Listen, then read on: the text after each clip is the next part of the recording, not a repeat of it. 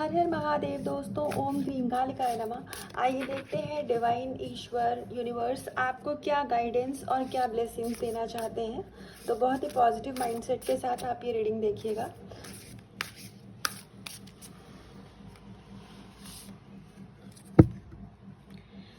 सबसे पहली गाइडेंस यहाँ पर आपको थोड़ी सी चैरिटी करने की दी जा रही है। जब बात चैरिटी की होती है तो इसका मतलब ये नहीं होता है कि हमें बहुत सारे हमें बहुत सारा पैसा खर्चना है या फिर कुछ बहुत बड़ा करना है। आप चाहे तो जो स्ट्रीट एनिमल्स होते हैं उनको, जैसे आप अपने घर में रोटी बनाते हैं तो आप एक रोटी उनके लिए भी बना सकते हैं। स्ट्रीट डॉग को आप बिस्किट्स या फिर कुछ भी फीड कराना चाहें तो करा सकते हैं। आप बर्ड्स को भी चाहे तो दाना और पानी दे सकते हैं, क्योंकि हम यहाँ पर हैं एक दूसरे की मदद करने के लिए।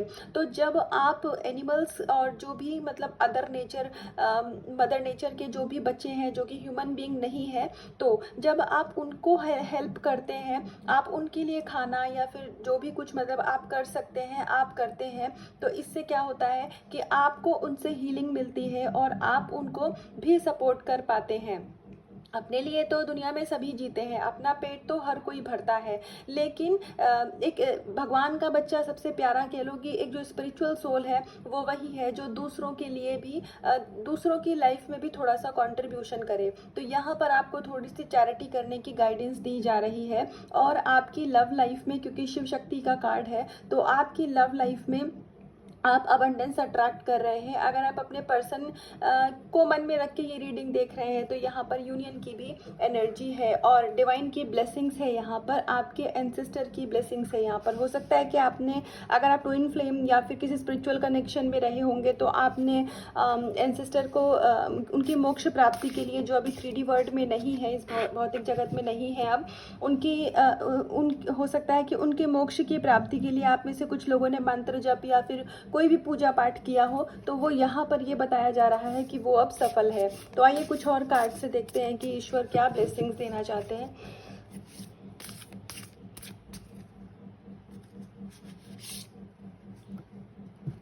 प्रिटेंडर,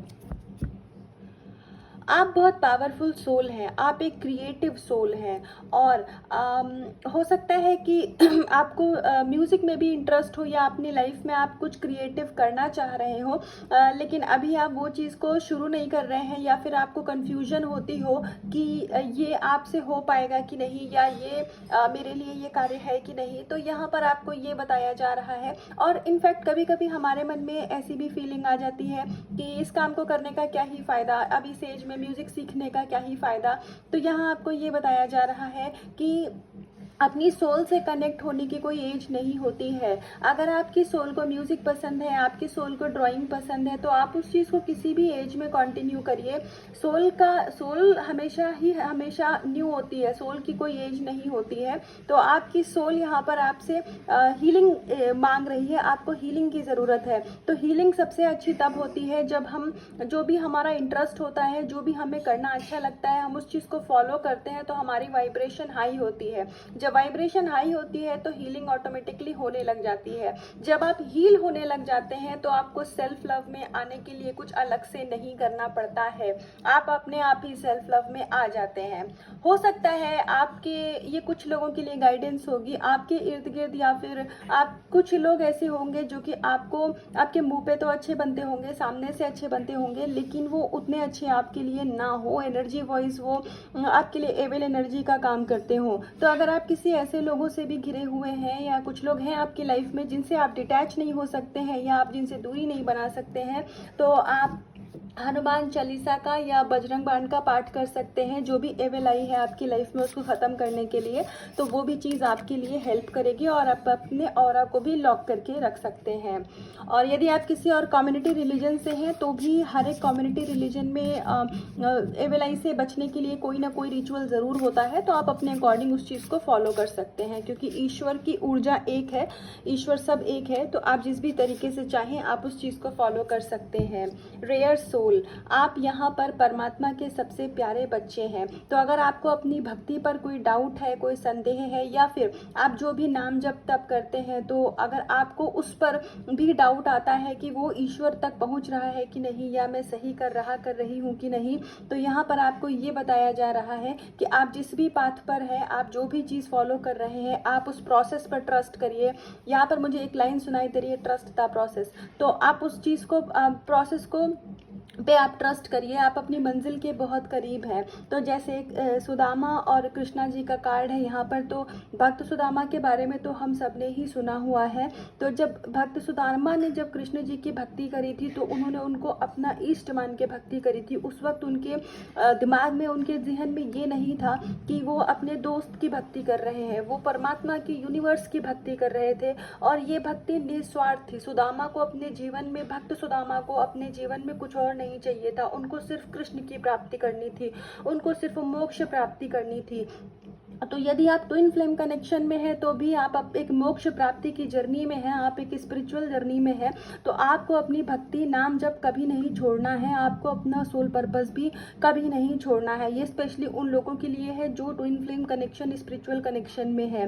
तो जब भक्त सुदामा जब कृष्णा जी से मिले थे, उनके जब वो द्वारकाधीश बन चुके थे, उनकी द्वारका नगरी में जाके वो उनसे बहुत समय के बाद मिले थे, तो कृष्णा ने, वो उनके लिए, आप सबको पता होगी ये कहानी कि वो उनके लिए कुछ चावल के दाने लेकर के गए थे। पर जब उन्होंने द्वारका नगरी देखी, द्वारकाधीश को देखा, तो उन्हें लगा कि हमारा कन्हैया तो मतलब अब द्वारकाधीश बन चुका है, तो उसको ये चावल के दाने क्या ही समझ में आएंगे उपहार के तौर पे। तो वो उस चीज़ को देने में झिझक कर रहे थे। वो चावल के दाने देने में उनको कृष्ण जी के सामने शर्म सी आ रही थी, तो उन्होंने छुपा लिए थे। लेकिन कृष्णा से तो कुछ भी नहीं छुपा है, तो उन्होंने वो चावल के दाने ज़बरदस्ती लिए कि भाभी ने क्या भेजा है, मुझे दिखाओ करके। तो कृष्णा ने 3 मुट्ठी चावल के दाने अपने हाथ में लिए। और कृष्णा ने जब 3 मुट्ठी दाने चावल के अपने हाथ में लिए थे, तो उसके बदले में, कृष्णा ने कहा नहीं था, लेकिन उसके बदले में, क्योंकि सुदामा की जो उस समय पर परिस्थिति थी, कृष्णा को सब पता थी, भक्त के बारे में भगवान सब जानते हैं, कहने की ज़रूरत नहीं होती है। तो कृष्णा जैसे जैसे 3 मुट्ठी चावल सुदामा की झोली से लेते गए, तो बदले में कृष्णा ने, पता है आपको क्या किया? बदले में कृष्णा ने सुदामा को 3 लोक दे दिए थे, 3 मुट्ठी चावल के बदले। तो यहाँ पर भक्ति ऐसी करो कि मतलब एक ने कुछ कहा नहीं और दूसरे ने देने में कोई कसर नहीं छोड़ी। तो उसके बाद में जब सुदामा अपनी कुटिया में कृष्णा से मिलके वापस आए, तो सुदामा ने देखा कि उनकी जो कुटिया थी वो महल बन चुकी थी।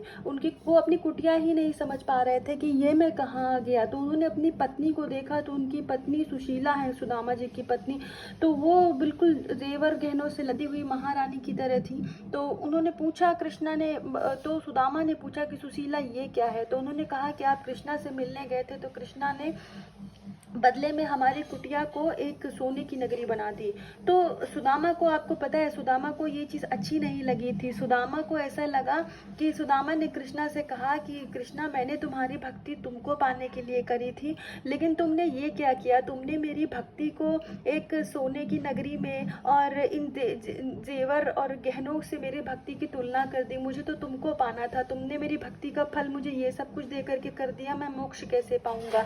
तो कृष्णा ने कहा कि सुदामा, तुमने जो मेरी भक्ति की है उसके बदले में ये 3 लोक भी छोटे पड़ गए हैं। तुम्हारी भक्ति का असर, तुम्हारी भक्ति का फल आज भी वही है। ये तो मैंने भाभी के लिए उपहार दिया है कि उनको जीवन में कोई तकलीफ ना हो। तो हमें भी भक्ति ऐसी ही करनी है कि एक ने कुछ कहा नहीं और दूसरे ने देने में कोई कसर नहीं छोड़ी। तो जब आप निस्वार्थ भाव से भक्ति करते हैं ना, जब आप ईश्वर से कुछ कहते नहीं हैं, तो ईश्वर आपको हर वो चीज़ देता है जो आपके मन में है और आप डिजर्व करते हैं। तो इसी तरीके की भक्ति आपको भी ईश्वर से करनी है, जहाँ कोई इच्छा ना हो, सिर्फ भक्ति हो। पहले ही ये बात मैंने कह दी थी कि डिवाइन ने मुझसे कहलवा दी थी कि आप एक प्योर सोल हैं, और हमारे पास कॉन्शियस एंटिटी का कार्ड भी आया है। तो ईश्वर सब जानते हैं। यहाँ मैं सिर्फ एक ही लाइन आपको कहूँगी कि आपकी जो भी विशेज़ हैं, आप जो भी अपने चैलेंजेस को फेस कर रहे हैं, जैसा भी जीवन आपका इस समय चल रहा है, ईश्वर को सब पता है। सरेंडर भाव में रहिए, ईश्वर से कनेक्ट रहिए, खुद को समर्पित कर दीजिए ईश्वर को, क्योंकि वो सब जानते हैं। जो आपके जीवन में आप उनसे कह रहे हैं हैं वो उसको भी जानते हैं, आप जो उनसे नहीं कह रहे हैं वो उसको भी जानते हैं। सही समय आने पर आपकी सारी विशेष पूरी हो जाएंगी, जो भी चीज़ें आपके लिए अच्छी हैं। लेकिन मैं एक चीज़ कहूँगी, हो सकता है ये कुछ लोगों को अच्छी ना लगे, यदि आपके जीवन में कोई कार्मिक सिचुएशन है, यदि आपके जीवन में कोई कार्मिक पर्सन है, यदि कुछ भी ऐसा है जो कि आपको आपके डिवाइन से कनेक्ट होने में एक तरीके का बाधा का काम करता है, तो ऐसी सिचुएशन, ऐसे लोग, जैसे जैसे उनका कर्मा ख़त्म होता जाएगा वो आपकी लाइफ से हटा दिए जाएंगे। आपकी एनर्जी उनकी एनर्जी से ख़त्म, डिस्कनेक्ट कर दी जाएगी और आपकी लाइफ में वो लोग आने शुरू हो जाएंगे जो आपकी सोल फैमिली के लोग हैं, जो कि आपको आपकी आध्यात्मिक यात्रा में सपोर्ट करेंगे। और रिश्ते भी आपके बहुत अच्छे चलेंगे, और वो रिश्ते होंगे जो कि ईश्वर ने आपके लिए आपके जीवन में बना करके रखे हुए हैं। तो ये थी अभी तक की गाइडेंस, ये थी अभी तक की रीडिंग। तो इसका कुछ भी पार्ट आपसे रेजोनेट हुआ हो या वीडियो को क्लेम करना चाहे, रीडिंग को क्लेम करना चाहें, तो वीडियो को लाइक करिएगा, कमेंट करिएगा, अपना रखिएगा बहुत सारा ध्यान, खुद से करिएगा बहुत सारा प्यार। हर हर महादेव।